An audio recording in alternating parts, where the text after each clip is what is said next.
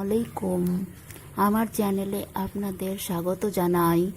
আজকে আমি আপনাদের রান্না করে দেখাবো করলা আলু ভাজা। তার জন্য আমি নিয়েছিলাম কয়েকটা করলা এবং আলু। এই করলাগুলোকে খুব ভালোভাবে জল দিয়ে ধুয়ে টুকরো টুকরো করে কেটে নিয়েছি এবং এর মধ্যে থাকা বীজগুলোকেও বেছে নিয়েছি। বীজগুলো বেছে আলাদা করে নেওয়ার পর এই কেটে রাখা করলার মধ্যে কিছু লবণ এবং এক টুকরো পাতিলেবুর রস মিশিয়ে দিয়েছি। এখন এই করলাগুলোকে একসঙ্গে হাতের সাহায্যে খুব ভালোভাবে মিশিয়ে 10 মিনিট আলাদা করে রেখে দেব। তার সঙ্গে নিয়ে নিচ্ছি 3-4টে আলু, ভালোভাবে ধুয়ে কেটে বেছে নিয়েছি। এবারে দুটোকে একসঙ্গে মিশিয়ে নিয়ে করলা ভাজা তৈরি করব। করলা ভাজা তৈরি করার জন্য নিয়েছি কড়াই, দিয়ে দিচ্ছি একটুখানি তেল। প্রথমে তেলের মধ্যে দিয়ে দিচ্ছি কিছু কাঁচামরিচ এবং সর্ষে দানা, সাথে কয়েকটা রসুনের টুকরো। মশলা ভাজা হয়ে গেছে, এবারে এর মধ্যে দিয়ে দিচ্ছি কেটে রাখা আলু।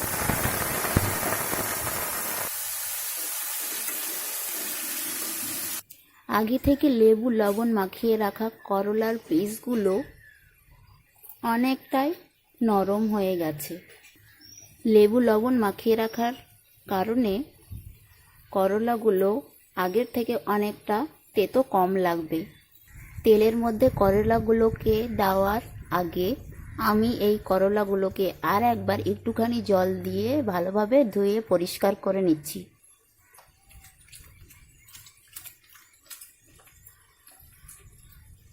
বন্ধুরা, আপনারা যারা বেশি তেতো করলা খেতে পারেন না বা পছন্দ করেন না, তারা আমার মতো এইভাবেই 10 মিনিটের জন্য লেবু আর লবণ মাখিয়ে করলাগুলোকে মাখিয়ে রাখুন। তারপর জল দিয়ে ধুয়ে রান্না করুন। এতে খাওয়ার সময় অনেকটাই তেতো কম লাগবে এবং খেতেও ভালো লাগবে। এবারে আলুর মধ্যে দিয়ে দিচ্ছি করলা,